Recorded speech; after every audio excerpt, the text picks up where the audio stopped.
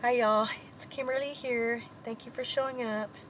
I have some funny little stories, just little anecdotal stories that I have been writing down, and one of them happened at work. Um, One day I was supposed to bring, we had a little dinner thing that we were going to have, and I was the one that was supposed to bring the potato salad, and I make mine with mayonnaise and mustard, and I made it, got it all ready the night before, put it in the refrigerator, and then I put it in the car, and then I came in, I had a whole bunch of stuff to bring in with me, and then at lunchtime, well, they were setting out the table and everything, and then one of the ladies came and told me, well, Kim, where's your potato salad? Weren't you supposed to make the potato salad? How can we eat barbecue with no potato salad? And I was like, it's in there. I brought it. Just look for it. It's in the refrigerator. It's in a specific bowl, I told her. And she couldn't find it. She came and got me. And she kind of really didn't like me too much. And she was like just being, I don't know, little prissy. Like she kind of didn't believe that I made it. You know, she thought maybe I was lying. And couldn't find it anywhere. Could not find it anywhere. And I went into my car and I was like, I remembered picking the bowl up and I couldn't find it there. And I was like, well, somebody ate it. You know, it must have been really good because they ate it. And then later that day, there was another employee that I worked with, and he was okay. We used to get along. We used to joke around. We used to laugh. But he was he'd only been there for a few months. And he used to kind of like try to kiss up to the boss, or he was trying to make himself, I don't know what he thought. He had plans of moving up really fast or something like that. I don't know. And one day his car was in the shop and his wife couldn't pick him up or something. And he asked me, you know, which way am I going? You know, could I get him a ride? And I was like, yeah, okay. And I told him, yeah, but I got to stop by 7-Eleven because I got to get me a big old Coke, my Cokes.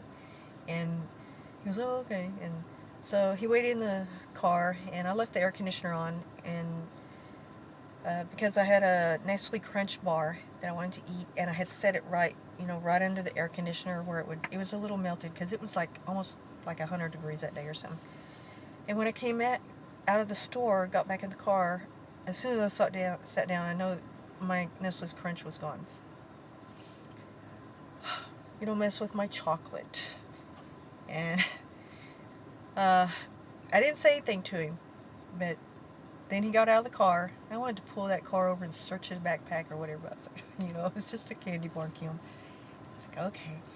And then the next day, he didn't come into work, and they were saying that he was sick, and that potato salad that his wife said, that potato salad that I fed him gave him food poisoning. He was in the hospital for food poisoning. So apparently that guy had found my bowl of potato salad. It had slid under my seat, and I didn't know it. Or I guess under the passenger seat, because I'd put it in the floorboard so it would not spill, you know, on the car seat. He had taken it, put it in his backpack. Him and his wife ate it. Thank goodness he didn't feed it to his kids. It had been in my car for 8 hours in 100-degree hot weather, summertime, and he got food poisoning for it. And she blamed me. And she came after to get his check like a few days later, and he still hadn't shown up, so we assumed that he quit. And I saw her, and I ran over there. I was like, you know, I didn't give him that potato salad. He found it in my car and took it. And can I have the bowl back? And that was kind of funny, I thought. And, well, one time I was in the lunchroom. I had my plate out and had my canned Coke. And somebody ran in and told me, oh, your machine's messing up real bad or something like that. And so I was like, oh. So I ran back out there, and I left my plate and my Coke and everything on the table and everything. And when I came back, my Coke, or my plate was gone, and this guy was sitting in my seat drinking a Coke. And I was like, I can't remember his name, Robert, or I don't remember what his name was. I was like, what did you do with my food? Did you throw it away? And are you drinking my Coke? And he goes, no, Kim, I wrapped your food up, I put it in the fridge, and I put plastic over your Coke, it's in the fridge. And I was like, oh, I'm so sorry, I'm sorry. You don't mess with my food or my Cokes either. But he forgave me, he was my friend. He was like, I'm just taking care of you. And I was like, oh, okay, thank you. Sometimes I jump to conclusions, but I'm always grateful when people do something for me. And then, let's see. Oh, one time at the same place, this all happened in the same workplace. I went into I had gone on break, and they had given us little boxes of chocolate. I think it was like Valentine's Day or something. And there was a table that we had to sign some papers or something for work, and I started eating a box of chocolate there, and my chocolates, and ate the whole thing. And it was just a little one. It had like 5 or 6 chocolates in it, you know. And then a few minutes later, my boss came in and goes, did you eat all those? And I was like, yes. And he was like, those are mine. I was like, no, they weren't. Those are mine. And I just brought them from my work table. And he was like, okay. I swear I brought mine in here. And so I went to the bathroom fast, and I had some chocolate on my face. I wiped it off, and then went back to my table. And then as I was walking up to my table, there was a box of heart-shaped little box of chocolates sitting in the middle of my table. I was like, who put their chocolates on my table? And then I looked at it as I got closer, and it had a K I had put on it for my initial. Those were my chocolates, and I had eaten my boss's chocolates. So I ran back to him, and I brought him mine. I was like, I'm so sorry, I didn't know. I thought I had brought mine into the break room. And I said, here, I haven't eaten any of these. And so I gave him my chocolates. But sometimes I do stupid things like that. But he knew. Oh my gosh. And let's see, one time, one of my coworkers, this happened at another place. Well, I was in the bathroom at my house the night before, and I walked in there, and this is before we had these type of phones. I just had like the little flip phone before the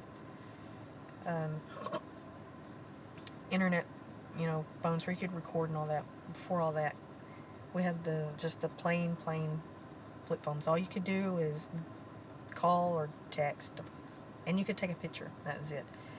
And I had one of those, and I walked into the bathroom, and I just put my hand to the side, and I thought I was putting it on the toilet lid, and the toilet lid was not down.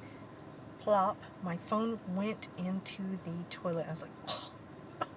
And it was a clean bowl, so I reached in there immediately, and I pulled it out, and I was like, and I like tried to clean it off, and then I remembered I had heard something about if your phone gets wet, you put it in a bag of rice. So I went in the kitchen, I got a baggie, and I put some rice in there, and I was like, oh my gosh, and I left it there overnight.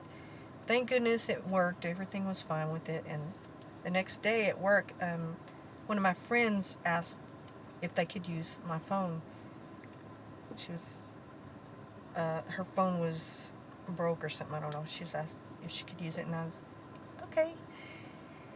And she used it, and then she handed it back to me, and she goes, your phone smells like asparagus. I was like, okay. I didn't tell her I grabbed it out of the toilet, but it was just, in the moment, it was funny, that it smelled like asparagus. And then, this one, probably one of the dumbest things I've ever done. I was in a store, and I walked out and got in my car, and there was something, I had some items, I don't remember what they were, but had been in the seat, and they were gone. I was like, oh, somebody broke into my car, somebody stole my stuff, and I was so mad, and I looked in the floorboard, and I was like, oh my gosh. And then I'd had some papers, a couple of papers had something important, mail or something, I can't remember, and those were gone too. I was like, oh my gosh. And then I turned around and I looked in the back seat, and there was like a coat in there. I was like, why would they take my stuff and put their coat in my car? And I jumped out of the car and I ran into the store, and I was going to call the cops. And this is before cell phones. And I told the lady, I think somebody broke into my car and they stole some stuff. And I turned around to look, and we both did. And my car was, I had parked right in the front of the storefront. And then next to it was a car that was the exact same make and model as mine. I had a 78 Mercury Marquis that had the vinyl white top, 2-door. It was a classic older car. And the one next to it was, exactly like it. So I had gotten into the wrong car. It wasn't my car. It was powder blue with white vinyl top. They're very, I want to say rare, but the 2-door probably are. And I wish I still had that car to this day. It would have been beautiful to fix up. Then I realized, I told her, oh, I got in the wrong car. Never mind. So I went back out, and I just looked at that car, and then I looked at mine, and got in my car, and I was like, oh my God. Well, those are some of the silly, stupid things I've done. Sometimes when you're in a hurry or you're not paying attention, you do stupid, dumb little things like that. And I tend to do things like that pretty regularly. I'll probably have a list of things that I've done that I can tell you about. Well, thank you so much. I hope this made somebody laugh. Like, comment, subscribe. Thank you.